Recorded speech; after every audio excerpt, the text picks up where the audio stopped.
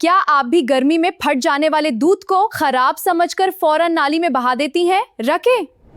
आज के बाद आप ऐसा कभी नहीं करेंगी।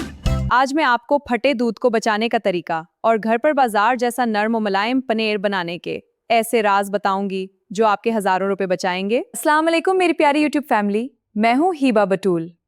कल मेरी सिस्टर ने मुझसे पूछा कि हबा मैं डाइटिंग कर रही हूँ तो घर पर खालिस और सॉफ्ट पनीर कैसे बनाऊं। तो मैंने सोचा कि क्यों ना इस पर एक मुकम्मल वीडियो ही बना दो। आज मैं आपको पनीर बनाने के दो जबरदस्त तरीके बताऊंगी। पहला, फटे हुए दूध को ज़ाय होने से बचाकर पनीर बनाना, और दूसरा, फ्रेश दूध से बिल्कुल रेस्टोरेंट जैसा नरम पनीर बनाना। कोई फेक तरीका नहीं, सब कुछ 100% असली। तो चलें शुरू करते हैं। तरीका नंबर 1, फटे हुए दूध से पनीर बनाना ताकि रिज्क ज़ाय ना हो।